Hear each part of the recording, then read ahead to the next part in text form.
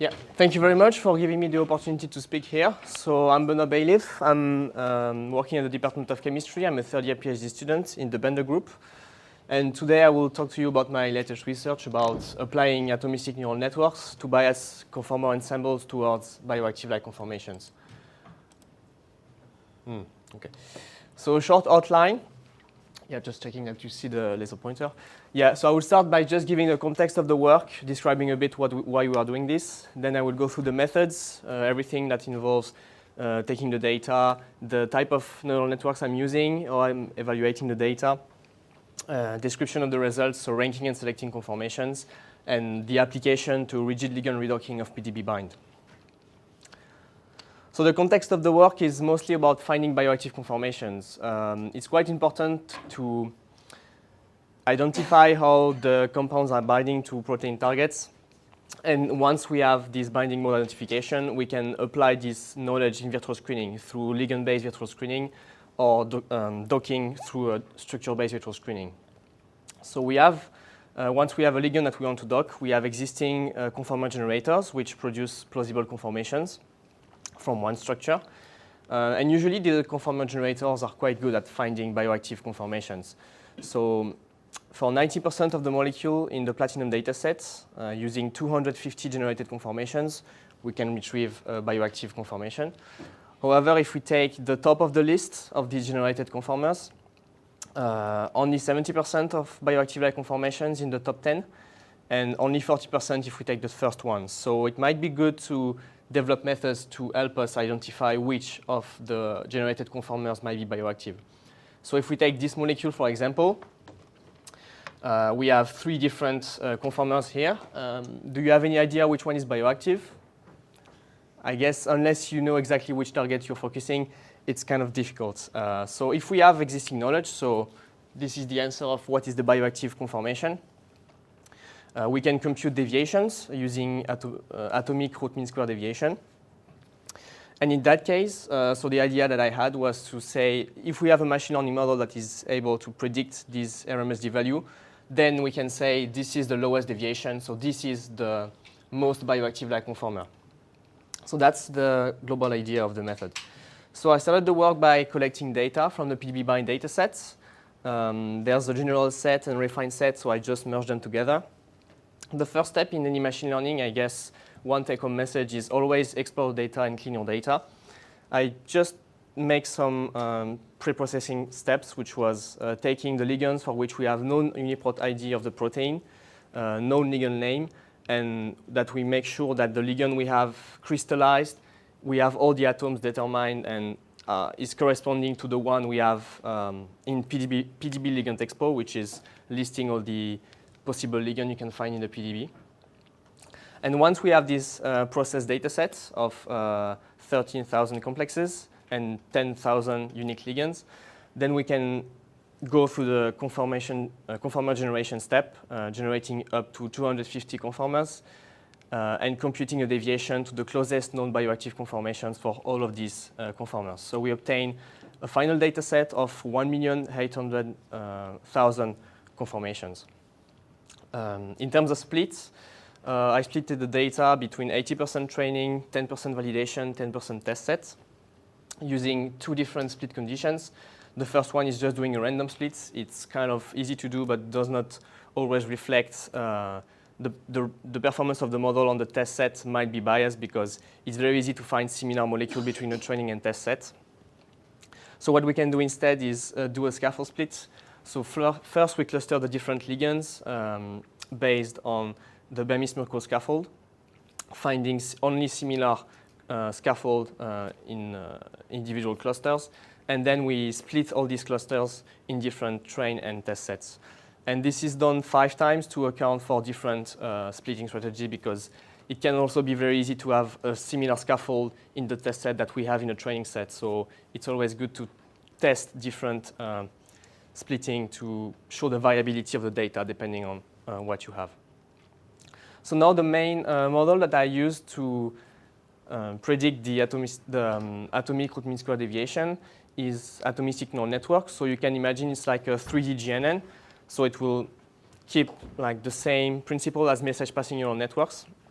So if we have an input conformation, the nodes are atoms, the edges are bonds. So we have only the atomic number as representation of the nodes, and we use the atomic coordinates to model the 3D structure of the conformers. The first step is just to embed these atomic numbers into vectors of floating point values. We have a 3D encoding step using basis function. And the main architecture in the atomistic neural network is the interaction block, which is in charge of processing each individual atom embedding using all the basis function. So there's a step which I will describe later to transcript them into edge embeddings. And we do that multiple times, around 6 interaction blocks. And once we have this process atom embedding, we just use another feed-forward neural network to obtain single atom values. And we use just a single sum pooling, which is adding all the atom values to obtain a single value for the conformation, in our case, predicting the ARMSD with regard to the closest bioactive conformation. Just a little bit more on the interaction block, which is kind of a 3D message passing neural network. So I would just maybe go a bit faster on this slide. So to define a neighborhood, we use a distance cutoff.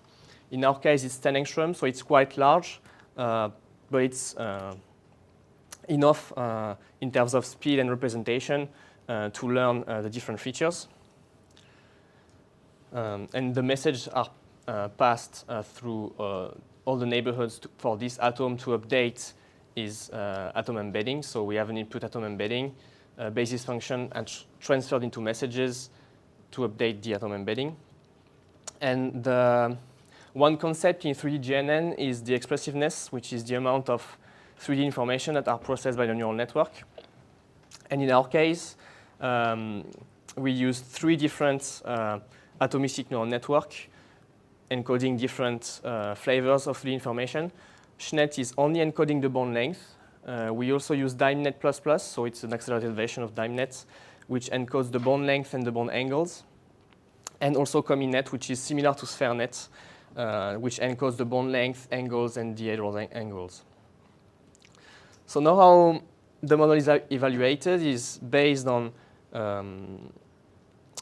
ranking conformers and trying to find bioactive-like conformers among the top one of the ranks of the ranked list. And for that, we will also compare the model with other baselines. So we have here bioactivity-unaware baselines. So the first one is, in most of the cases in machine learning, just randomly doing stuff. So the first one is just ranking the conformers using random numbers. The second one is the CSD probability, as we know that there are some preferential torsion angles that molecules can adopt. And it's usually seen in crystal structure. So the Cambridge Structural Database is a large database, and we can extract probability of seeing some torsion angles. And this is actually used in the conformer generator method. We can rank the molecules, the conformers, based on the energy. As we know that bioactive conformations tend to have low strain energy, but it's not always the case, but it's still a good baseline. And 2 descriptors, which are the solvent accessible surface area and the radius of gyration, as it has been shown in previous studies that bioactive conformations tend to have a higher value of these properties. And on the other hand, we have a bioactivity-based baseline, which is first finding the closest training molecule in the training sets. So this is more like a database baseline. So depending on the size of the data set, it can sometimes take a long time. Once we have this most similar training molecule, we find the maximum common substructure. And then we compute a measure of the deviation of the torsions of these maximum common substructure. So for example, for this molecule, the part in green is the maximum common substructure to the closest training molecule. And for example, they are quite similar here. So the torsion deviation is a low value. So it's ranging between 0 and 1, 0 being same torsions and 1 being opposite torsion values.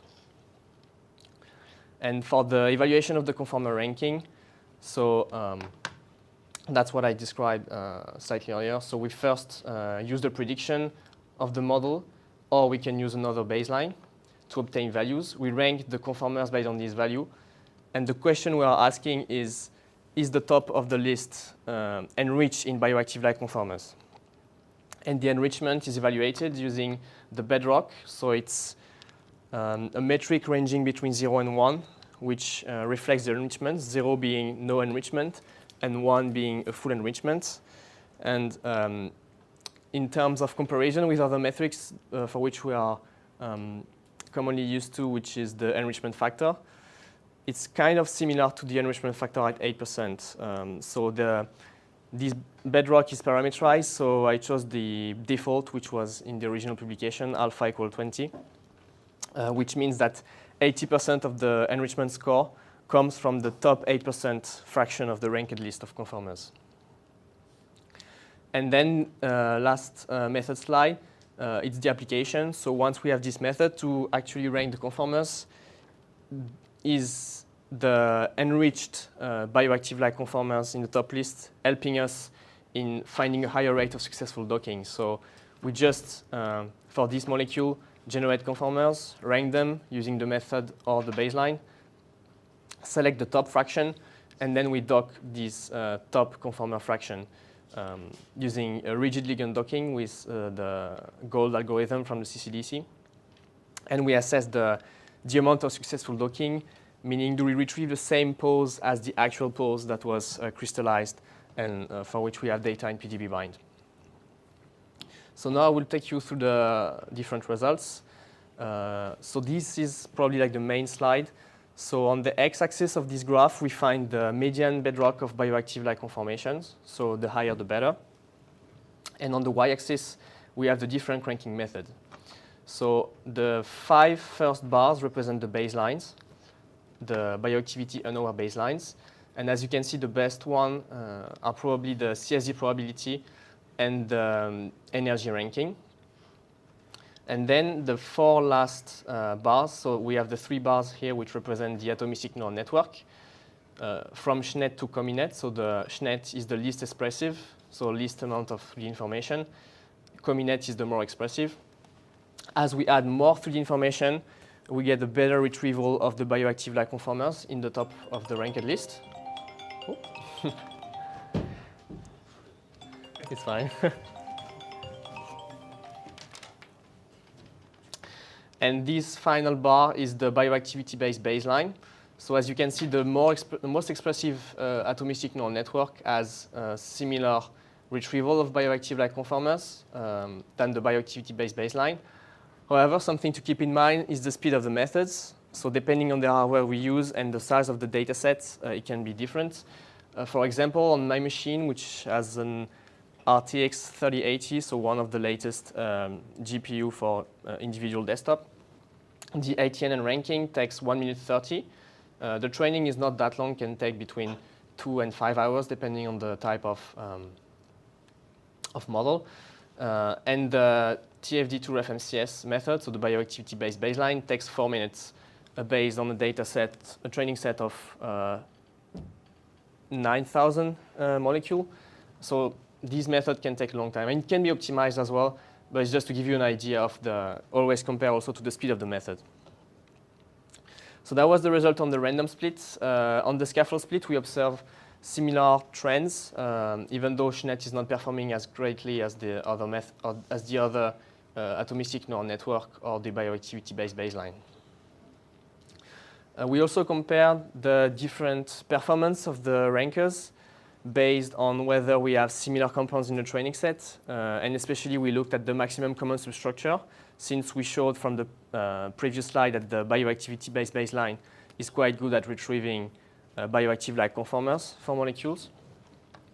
So on the x-axis is the same value is the BEDROC of bioactive-like conformations.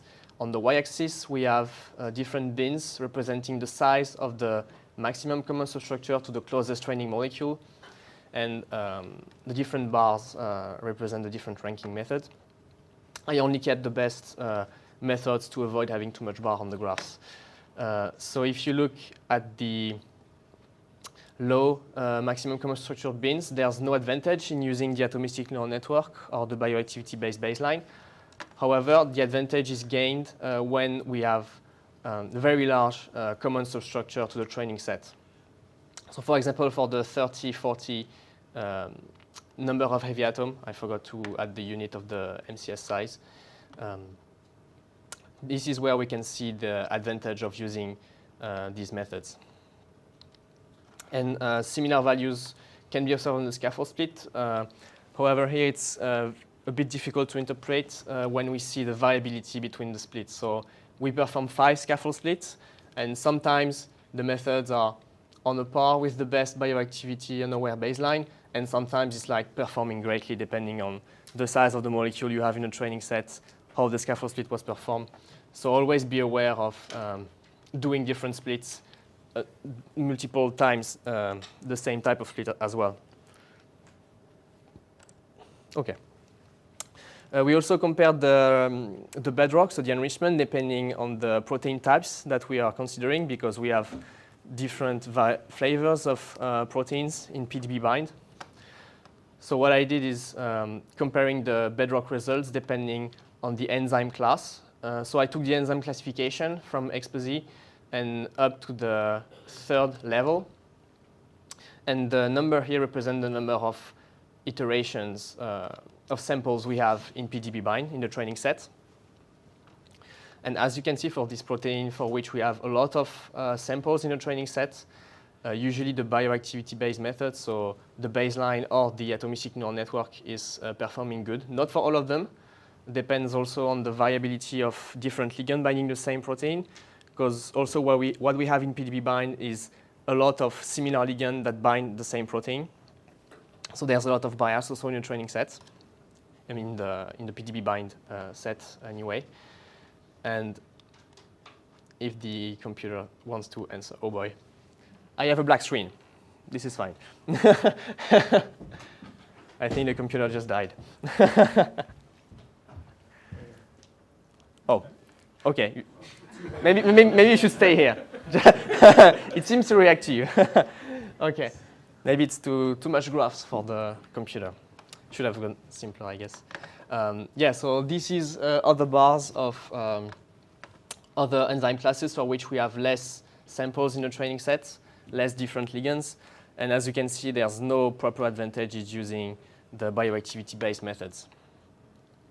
How much time do I have left? A couple of minutes. Couple, like 2 minutes? To allow time for questions. Okay, yeah, no worries. No, it's just, yeah. So I will just go quickly then. So these are like some examples. So basically, when we have a similar molecule in the training set, they usually bind to similar proteins. And in that case, the maximum common substructure adopt the same conformation in the pockets. And in that cases, the model is quite good. So we have a good correlation between the actual value and the predicted value. So on the left-hand side here, so this region is bioactive-like conformation. So they have low values, predicted values, so ranking is good. The energy is not working in that case. The TFD methods, so bioactivity-based is quite good, but slower than this method. And we have also failure cases where the model fails. So for example, here the maximum common substructure is quite good, so the TFD method works. But our model is struggling a bit because based on what it has seen in the training set, especially in this area, the atomic environments, so if you look in 3D, it's not exactly the same because in the training set, it has seen a lot more than in the test set. Therefore, the sum pooling of the different individual atom values by the 3D GNN is not working properly. And finally, on PDBbind redocking, so we evaluate the amount of successful docking based on how many conformers we select from the top of the ranked list. So we have different fractions from 1 to 100%. In rigid-ligand docking, if you use only 1%, it represents a 100-fold speed-up. So it might be useful to actually use much less conformers. And as we can see, we retrieve a good amount of successful docking by using the COMINET model or the bioactivity-based baseline. as opposed to the other bioactivity-unaware baselines. And similar thing is observed on the scaffold split, but on a reduced trend. But yeah, the key message here is that we retrieve good, successful docking rates by using these methods and using a lot less conformers than using everything. And the dashed lines here is the flexible ligand docking. So rigid ligand docking is still some good methods to evaluate how the bioactivity of compounds towards some protein targets. So conclusion, I mean, it's just saying what I've said earlier. So we can use AtNN atomistic neural networks to rank generated conformers. We can filter the top of the list and obtain good retrieval of good docking poses. If we test less conformers, we can go faster in vitro screening. However, the main limitation is when we are using the model on molecules for which we have unseen scaffold during training, or if the maximum common substructure, so the closest training molecule, is too different in terms of it has an added tail or an added chlorine atom. So always put in perspective what you have trained on. So I would probably recommend using more this type of model to hit-to-lead or lead optimization in drug design perspectives. Yeah, so a huge thanks to the University of Cambridge and CCDC for sponsoring my PhD. Thanks to my supervisor, Andreas, Jason, Ilenia, and Patrick, and to all the BEDROC group members for the insightful discussion. Thanks a lot. Thank you very much. Questions, please? Yes.